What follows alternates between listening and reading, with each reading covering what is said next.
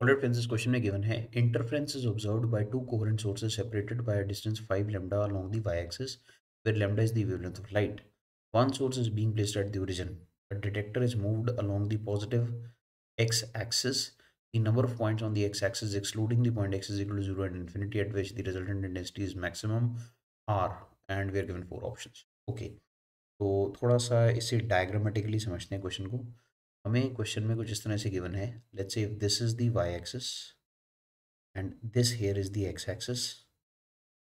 तो एक तो ओरिजिन जो हमें मेंशन्ड है, इस ओरिजिन पे हमारे पास एक सोर्स पड़ा है S1 और दूसरा सोर्स जो है वो इससे 5 लेमडा की दूरी पर पड़ा है। This is given to us is 5 lambda. ठीक है, तो ये जो दो सोर्सेज हैं दीज आर प्रोड्यूसिंग वेव्स और इनके बीच में इंटरफ्रेंस हो रहा है। तो जो डिटेक्टर है वो ओरिजिन से मूव करना शुरू करता है। D here is the detector and this starts moving along the x axis. देखिए यहाँ पे अगर मैं इसी की पॉइंट पे पार्ट डिफरेंस देखूँ तो इन दोनों में पार्ट डिफरेंस 5 लेमडा आ रहा है और फिर इसके बाद कभी ना कभी ये 4 लेमडा आएगा, फिर 3 लेमडा आएगा, ऐसे करते करते ये पार्ट डिफरेंस 0 तक जाएगा। तो जो पाथ डिफरेंस है डेल्टा एक्स, वो शुरुआत में इनिशियली इट इज़ 5 लेमडा। ये इन जनरल एन लेमडा होता है, राइट, फॉर कंस्ट्रक्टिव इंटरफ्रेंस। ये हमें पता है, this is for constructive interference. और हमें ये गिवन है कि जो डेल्टा एक्स है उसकी वैल्यू शुरू में आई थिंक 5 लेमडा है when the detector is at X is equal to 0। और डेल्टा एक्स की वैल्यू अगर आप चेक करेंगे, ये मेरे ख्याल से 0 को अप्रोच करेगी जब डिटेक्टर जो है वो होगा eight x approaching infinity.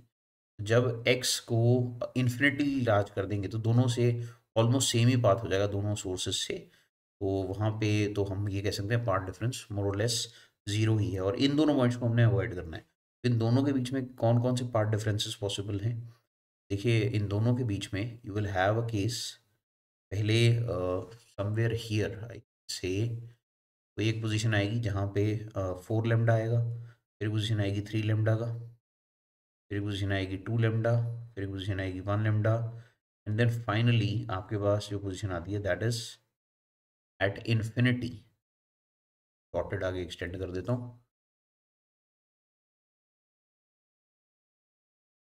Like this.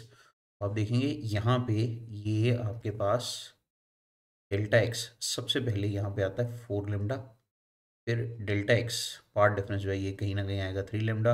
ये वो पॉइंट्स हैं जहाँ पे कंस्ट्रक्टिव इंटरफेरेंस हो रहा है, राइट। तो कंस्ट्रक्टिव इंटरफेरेंस पे हमारे पास इंटेंसिटी जो है उसका मैक्सिमा आएगा और यही पॉइंट्स हमसे पूछे गए, इंटेंसिटी के मैक्सिमा के पॉइंट्स। तो फिर हमारे पास डेल्टा एक्स की वैल्यू एक जगह 2 लेमडा है, फिर डेल्टा एक्स की वैल्यू लेमडा भी है and then eventually at infinity delta X की वैल्यू 0 है, राइट। तो ये डेल्टा एक्स जो नहीं, पाथ डिफरेंस हम कह रहे हैं, right. At what x, that is a separate study now कि किस किस एक्स पे ये होगा, बट ये जो पॉसिबल वैल्यूज हमारे पास आ रही हैं कितनी है, 1 2 3 and 4। there are 4 points between x is equal to 0 and x is equal to 5 lambda. So therefore there are 4 points for constructive interference between delta x is equal to 5 lambda to delta x equal to 0 which is at x is equal to infinity। 4 points exist कर रहे हैं तो इसका जो correct answer होगा that will be 4 times we will see that there will be maximum intensity occurring along the x axis, so the correct answer here is option E।